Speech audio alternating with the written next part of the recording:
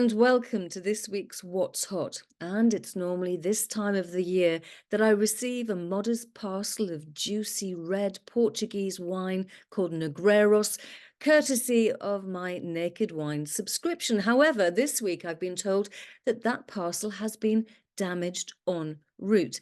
Now, when it comes to wine, I never really completely understand what damaged en route means.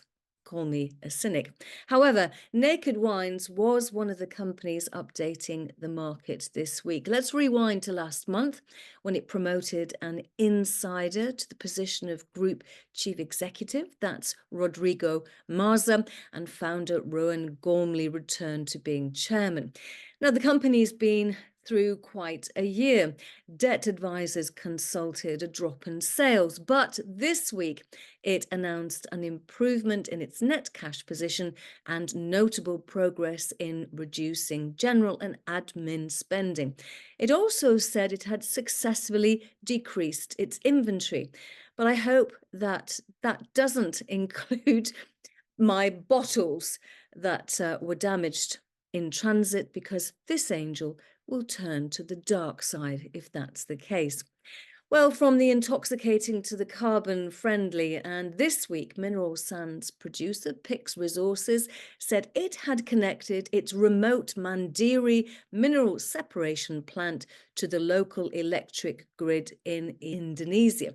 So gone is the impure diesel that can damage infrastructure, and in comes the cleaner electricity, which results in a reduction in the carbon footprint.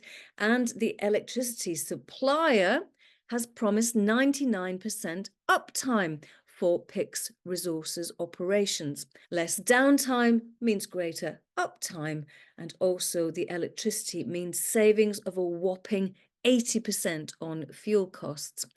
Well, I spoke to the chairman and chief executive, Oliver Hasler, for Focus IR, and he told me that with the increase in volumes comes all the good things, which involves an increase in profitability.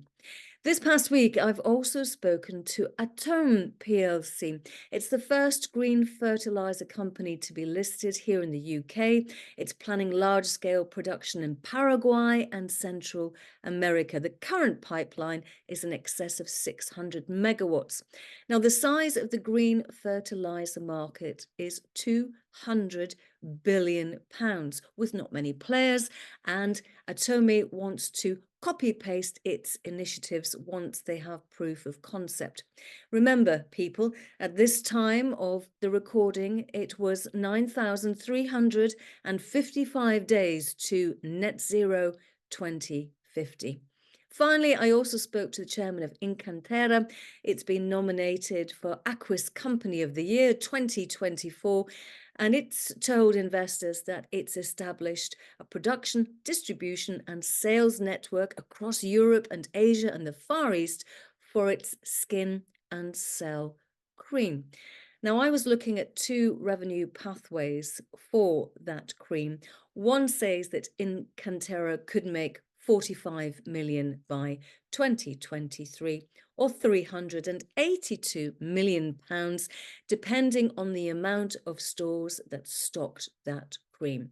Share price has been up some 40% since I had that conversation with the chairman.